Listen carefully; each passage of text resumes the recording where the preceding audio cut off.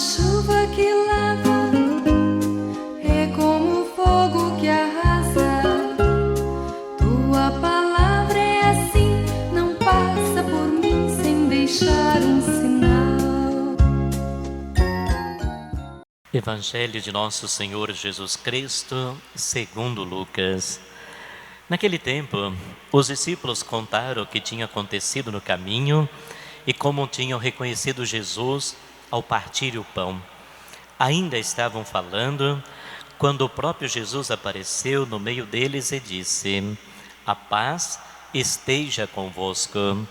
Eles ficaram assustados e cheios de medo, pensando que estavam vendo um fantasma. Mas Jesus disse: "Por que estáis preocupados e por que tendes dúvidas no coração? Vede minhas mãos e meus pés, sou eu mesmo.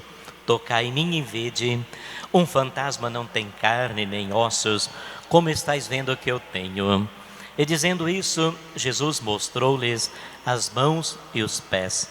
Mas eles ainda não podiam acreditar, porque estavam muito alegres e surpresos.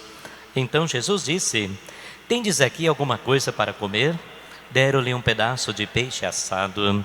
Ele o tomou e comeu diante deles.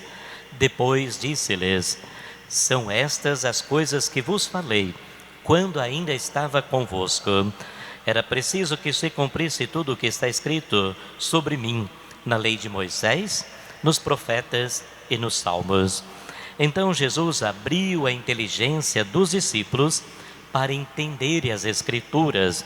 E lhes disse: "Assim está escrito: o Cristo sofrerá e ressuscitará dos mortos ao terceiro dia, e no seu nome serão anunciados a conversão e o perdão dos pecados a todas as nações, começando por Jerusalém. Vós sereis testemunhas de tudo isso." Palavra da salvação. Glória a vós, Senhor.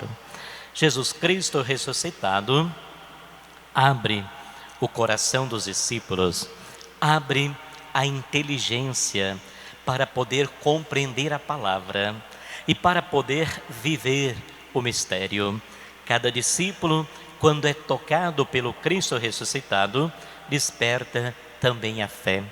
Eu lembro sempre que quando vamos proclamar a palavra na igreja durante a Santa Missa, o Evangelho, nós traçamos o sinal da cruz na fronte, nos lábios e no peito, rezando justamente assim: "Abri, Senhor, a minha mente, purificai os meus lábios e o meu coração." Abrir a mente para entender a palavra, para poder entender a grandeza do Senhor e o mistério da salvação. Purificai o coração para poder viver essa palavra, e purificai os lábios para poder anunciar essa palavra. Essa palavra de Jesus, ela tem eficácia porque é santa. A palavra é o próprio Cristo, mas precisa também de pureza nos lábios para anunciar a palavra. Uma palavra que hoje não é boa e amanhã se torna boa, coloca também sem dúvida aquele que anuncia. Os lábios precisam ser purificados pela graça de Deus. E esse encontro que os discípulos tiveram com nosso Senhor Jesus Cristo, mais uma vez, vai então concretizando a fé. Quando nós encontramos com o Senhor todos os dias, a nossa fé também vai amadurecendo. E também quando nós anunciamos, vem carregado com testemunho de vida.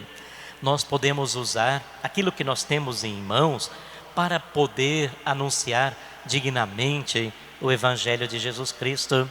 Hoje nós temos as redes sociais em nossas mãos. Quanto tempo se perde com besteiras, com fofocas, com coisas erradas, com fake news. E quando é questionado, ainda muitos respondem: "Eu ouvi falar, eu recebi isso", sem critério nenhum. O cristão é aquele que priva pela verdade, é aquele que não vive na mentira, na desonestidade, na incerteza. Os discípulos reconheceram Jesus, eles experimentaram a verdade da vida. Não percamos tempo, precisamos também experimentar em nossa vida a verdade de nosso Senhor Jesus Cristo. Tua palavra é assim, não passa por mim sem deixar um sinal. É como a chuva que lava, é como o fogo que arrasa.